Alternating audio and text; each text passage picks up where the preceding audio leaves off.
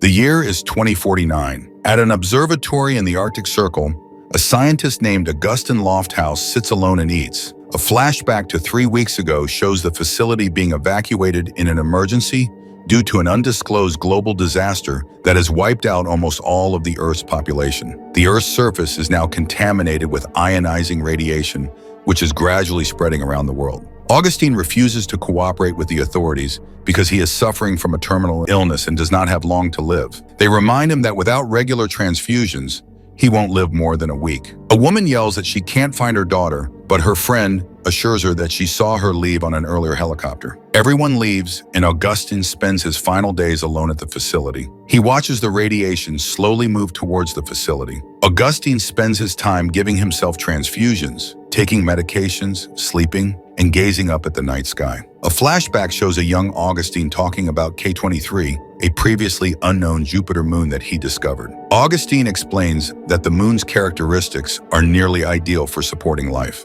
Following the presentation, Augustine is approached by a stunning young woman named Jean, and the two begin a flirtatious relationship. On their second date, Jean asks Augustine how much of his K23 research is real and practical, and how much is nonsense, which surprises Augustine. In the present, Augustine checks to see which space missions are still operational and discovers that all are inactive except for Ether, a manned mission returning to Earth after exploring K23. Augustine wants to communicate with the mission, but it won't be within range for another 11 hours. Augustine appears to be particularly drawn to a missionary named Sullivan. Sullivan, also known as Sully, wakes up on the Ether ship and greets crew members Ade, Mitchell, and Sanchez. The Ether has been unable to communicate with Earth for 3 weeks, and despite extensive troubleshooting and testing every major receiver around the world, the crew is unable to determine why. Sully also mentions that a colony ship bound for K23 was supposed to leave Earth a week ago, but she cannot contact them either. On Earth, Augustine is preparing a bowl of dinner for himself when he turns around to see a half-eaten bowl on the table. For a moment, he becomes suspicious and looks around, but then he simply assumes it's a bowl he made earlier and forgot. Next, Augustine is working when the fire alarm sounds. He discovered the fire in the kitchen and extinguished it. Tired, he sinks to the floor and discovers a small girl hiding there. He is shocked. He quickly turns on the radio and attempts to contact authorities so that they can come and rescue the girl, but he is unable to reach anyone. He informs the girl that someone will come and get her because he is unable to help her. He is the wrong person. Augustine, feeling bad for scaring the poor girl, makes her dinner and asks her about herself and her family, but she does not respond. He assumes she can't speak. She draws an iris to inform Augustine that her name is Iris. Next, Ether comes into contact range, and Augustine rushes to communicate with them, but he is still unable to make contact. He explains to Iris that K23 was supposed to be humanity's next home, but the disaster prevented them from completing the colonizing mission on time.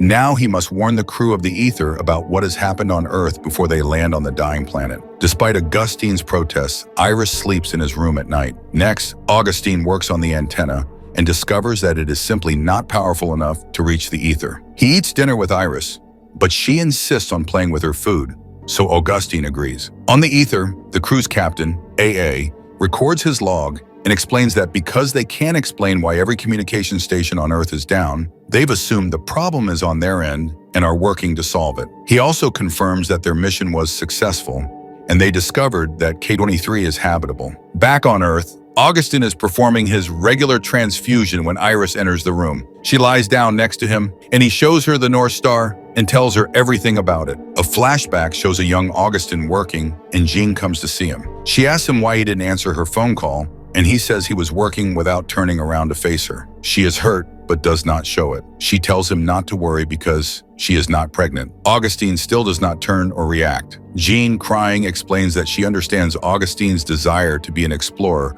who discovers new worlds and gives life hope, but that his own life is slipping away from him in the process. In the present, Augustine discovers that the ionizing radiation has reached the observatory sooner than he expected. He discovers that there is another facility further north, a weather station with a powerful antenna capable of communicating with the Ether. The journey is difficult, but it is the only way for Augustine to contact Ether. He packs his transfusion machine and other necessities, puts protective gear on himself and Iris, and the two set out. On the Ether, crew member Maya is reliving one of her memories using holographic technology when Sanchez arrives and observes. She tells him about her friends in the memory. Mitchell is watching a romantic movie while missing his wife. Sully and Aid are playing a game of cards when an alarm goes off throughout the ship. It is revealed that there is a navigation issue and the ship has veered off course. The crew works to chart a new course toward Earth, but it takes them through uncharted territory, and they have no idea what awaits them there. Aid points out that because they are unable to communicate with Earth, they have no choice but to take this course. On Earth, Augustine and Iris discover a crashed plane. Augustine investigates the wreckage of the plane and discovers that there is a survivor. The man begs Augustine to help him, but Augustine realizes that the only assistance he can offer at this point is to put him out of his misery. He shoots the man. Devastated by what he has had to do, Augustine continues his journey with Iris and sets up camp to continue his transfusions. A flashback depicts Augustine running into Jean, who now has a daughter. Augustine asks if she has informed the girl that he is her father. Jean informs him that if he wants the girl to know about him, he can come and introduce himself at any time. Augustine does not say anything, and Jean departs. On the Ether, it is revealed that Sully is pregnant with a daughter, Aid's child. The two have a happy relationship. Back on Earth, Augustine and Iris are driving through a thunderstorm when Iris points out some silhouettes in the distance. They are revealed to be camps, and Augustine chooses to spend the night there. During the night, Augustine wishes Iris would tell him more about herself. She is busy drawing the face of a woman. Augustine claims that he once knew a woman with that face. Iris suddenly looks up and asks if he loves her. This is revealed to be a dream, and when Augustine awakens, he finds that the entire camp is sinking into the water beneath the ice. He rushes to get Iris out, but returns to retrieve his transfusion machine.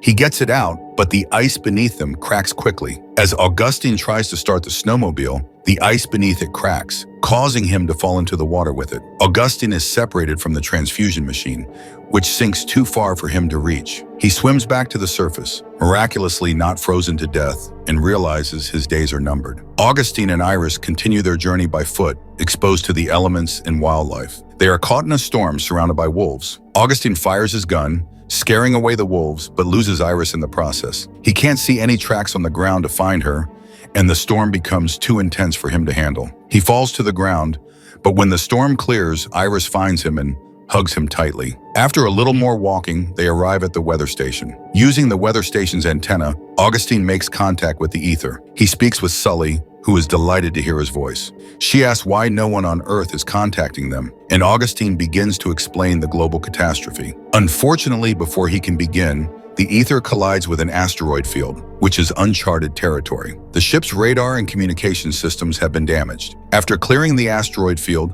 Mitchell determines that they will need to go outside to make the repairs. After careful consideration, Willislow and Maya decide that they will be performing the repairs.